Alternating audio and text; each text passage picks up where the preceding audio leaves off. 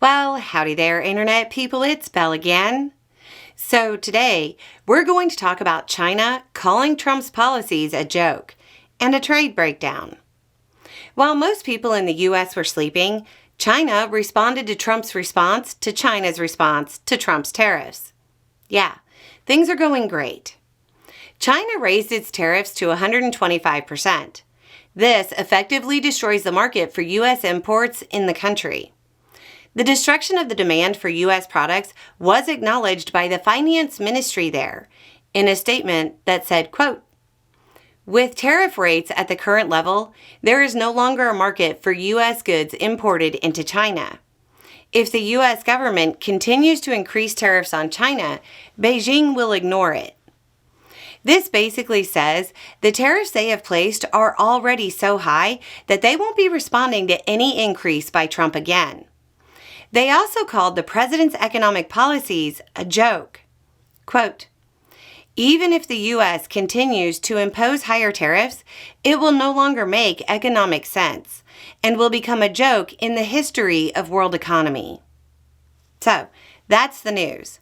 And now we're going to talk about a very common misconception. The idea is that China absolutely needs the U.S. market. This isn't 20 years ago.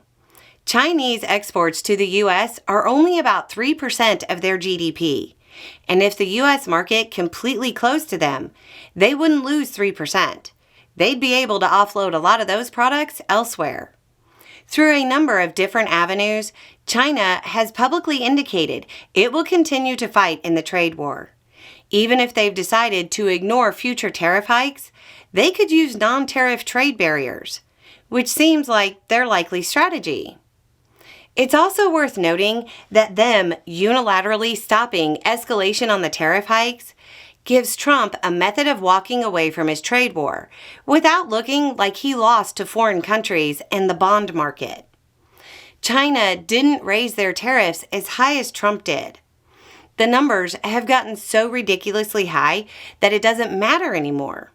Or, as a Chinese spokesperson said, quote, "The successive imposition of excessively high tariffs on China by the U.S. has become nothing more than a numbers game, with no real economic significance." But with Trump having a higher number and most of Trump's base not really understanding international trade, it seems like the Chinese left Trump a window.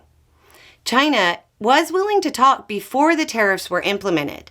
So, Trump could simply say they were starting talks, declare victory, and since he had the higher number at the end, his base will think he won.